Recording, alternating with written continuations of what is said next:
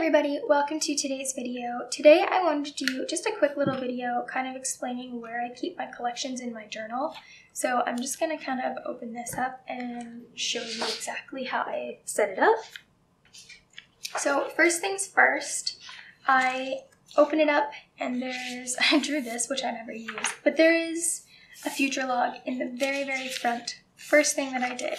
I think the next time I set this up, I'm going to stick it in the back, which leads into the rest of this video. So this was the only thing I put up here, and I know a lot of people like to put their collections in the front, but I'm the kind of person, like, if I put a reading log and then I run out of space, where do I go from there? And I didn't want to like have it through the middle of the book so much. So what I did was, this page is actually just a password page that I like taped into the very back. I don't take my journal out of the house. None of these accounts are like crazy important or anything. It's mostly just that I always forget passwords to things, so I have them written down. And so for this, I set up, first I have TV and movies. Even though the journal starts in October, I started the tracker in July. I just kind of backdated to have everything that I watched in one place because I had another bullet journal that was about this big and I just didn't feel like forgetting everything I had in there. So I have a little system, and so what I do is, if it's a series or whatever, I have a start and a finish. So I started Call the Midwife in July 2017, and I finished it in August 2017. All 5 seasons. I'm waiting for season 6 to come to Netflix. I'm hoping it comes soon. I have no idea when it's coming, but anyway, these are all the shows that I've watched, and then if it's a movie, I just write a W for watched, because clearly it doesn't take multiple days or months to watch a show. And then once I get to the end, so I have a bunch here that aren't filled out yet that still need to be finished. And what I did was I thought I guesstimated right. I may still run out of space, but I have 1, 2, and then 3, 4. And I don't think I'll run out of space before I fill up this bullet journal, but that's what I did for the movies. And then for books, I have a books list that I want to buy, and then books that I read. And Game of Thrones, oh my goodness. I started it, and then I dropped it for a while, and then I picked it up again, and then Freya died, and then I picked it up again, and I wrote down that I finished it January 2018. I'm gonna make sure I finish it tomorrow, because there's only about 20 pages left. So I have books I've read, books to buy, and then I realized, shoot, because I was reading at first so quickly, I was probably going to run out of space. I may still run out of space. So I made these 2 pages so I can just go this way.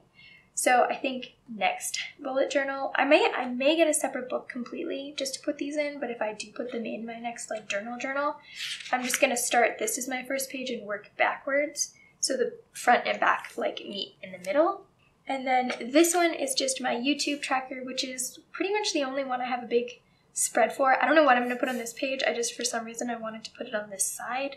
We'll see if I ever need this side in the time that I have this journal, but for now, I have this. I started dating them because I think that's fun to see the time difference between, even though I have the social media tracker in front. For this one, I don't really care that. I'm clearly an open person, but so this is my debt repayment. Since I don't work, I've closed all of my credit cards, and so I've just been coloring in as far as they're paid off so far. I don't make huge payments every month because I can't, but they're closed, so the only place they can go is down. And then I have a wish list. So whenever I see this, and I go, ooh, I want this, and then I remember I need to do this. And so this is not getting filled out very quickly, and I don't add to it very often. For this page, I swatched all of my Crayola Super Tips, and then I actually numbered them myself, because on the actual pens, I numbered them, because if I do a spread, I like to write down which numbered pens I used, so that I don't accidentally grab this green instead of this green, because they're so close, or I don't know, this pink instead of this pink. It's hard to see, or even these oranges are very close. So I just like to write stuff down. This is a depressing spread that I'm probably going to cover with scrapbook paper and write things about Freya, because we were teaching her new tricks and things and retraining her, and then she died. So that was really unfortunate. So I'm probably going to just cover this page. And then I set this up because we were going to get a new dog, and we do have a new dog. But this page is probably not anything I'm ever going to teach the dog because we have a completely different training method now. So again, just like this whole page, I could either rip it out or I may just like put pictures of dogs because they're cute. This is literally just practice pages where I've severely wasted space just trying out new pens. This page is not quite ready yet. I wasn't going to show you yet, but whatever.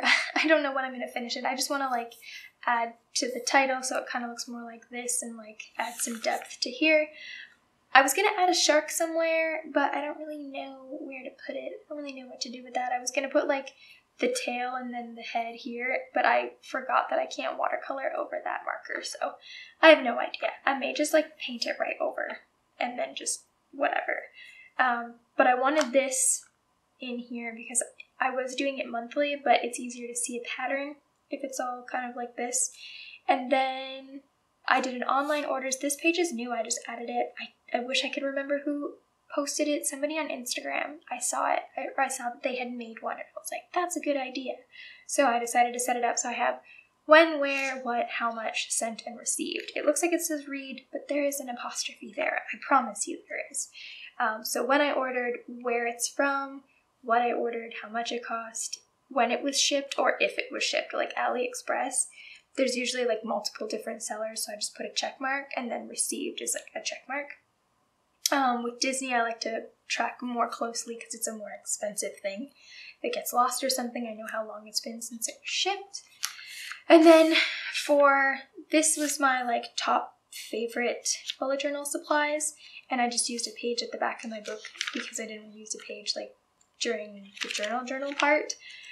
So I have that, and that's all I have. I don't have a lot of collections or anything, like I don't keep that many, but I do like to track what I read and what I watch, and I just think that's fun.